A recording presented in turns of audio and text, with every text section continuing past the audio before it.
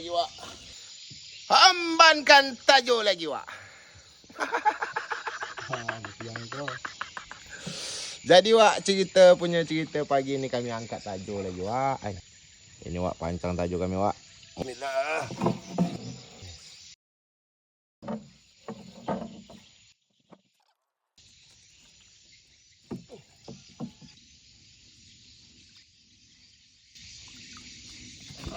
Strike lagi, Wak.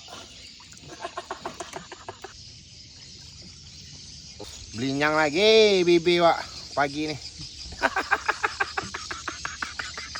Langsung kita unboxing, Wak.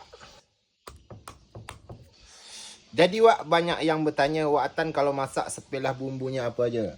Ini aja, Wak, bumbu-bumbu kalau kita masak, Wak. Ada lada setan, lada kering biasa, bawang merah, bawang putih, buah kunyit, daun limau, daun salam, air asam. Ini ikan sembilangnya, Wak. Wak masih ada nyawa lagi, Wak. Hambankan lada. Hambankan ikan. Hambankan air asam. Hambankan kuah. Hambankan daun limau, daun salam.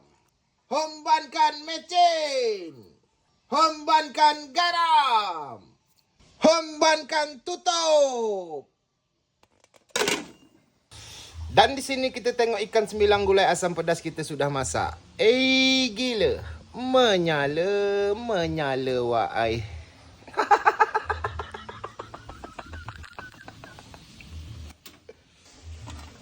Mak, Wak ai.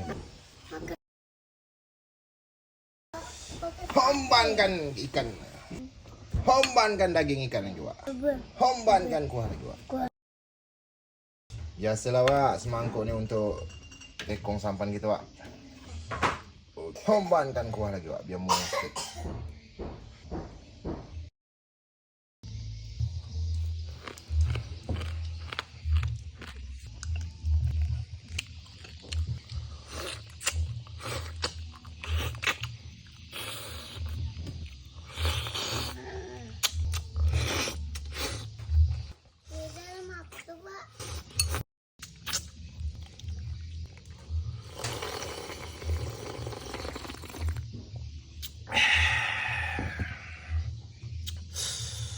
Gila, Wak. Menyala, Wak ai.